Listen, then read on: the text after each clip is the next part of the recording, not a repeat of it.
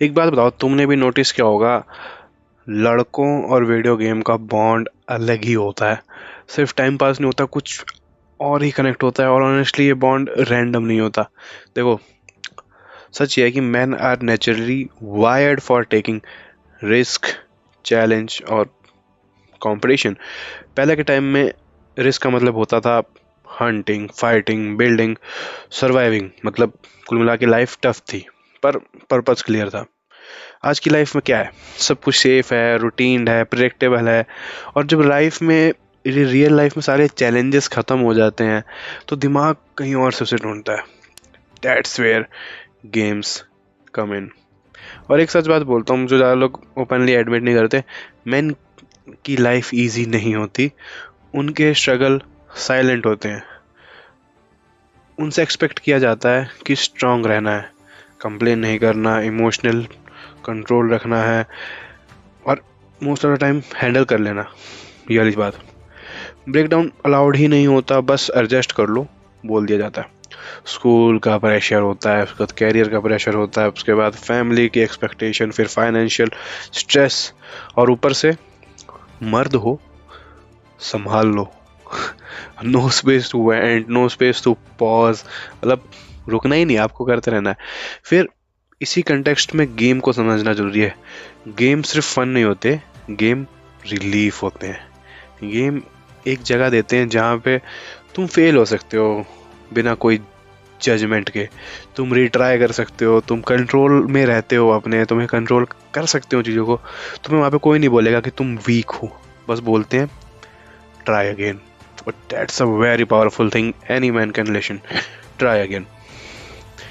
जो ये होता है ना एस्केप, गेम्स हमारे लिए एस्केप बन जाते हैं। तो कभी कभी वीकनेस का साइन नहीं है, हमेशा भी कभी से भी वीकनेस का साइन नहीं है।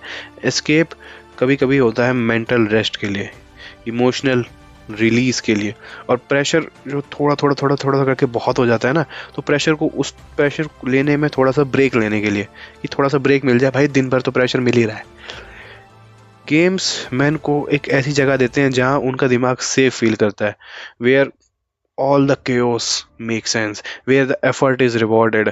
तो गेम एक वो जगह है जहाँ पे आपको सब चीज़ में मज़ा आ रहा होता है, और रिस्क टेकिंग का कनेक्शन भी यहीं से बनता है।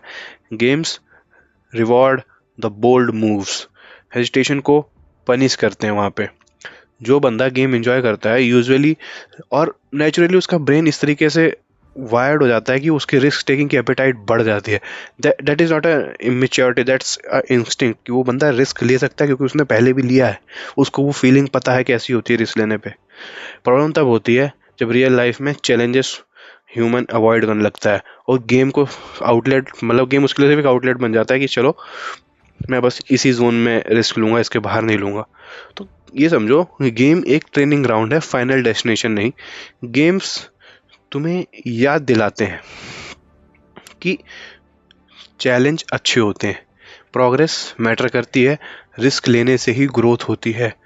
बस वही एनर्जी को रियल लाइफ में लगा दिया जाए तो सोचो, कैरियर में, बॉडी में, स्किल्स में, तो बंदा अलग ही लेवल पे, क्वालिटी में, हर चीज़ में, मतलब उसका टॉप लेवल होगा, इतना स्ट्रांग बन जाएगा वो।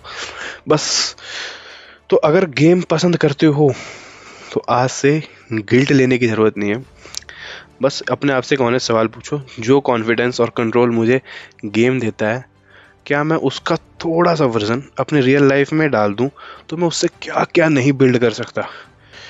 Because at the end of the day, game are not healing you because they are game. They are healing you because they give you what life forgot to give: the control, the challenge, the respect for the effort. बस आज के लिए इतना ही। Thank you everyone.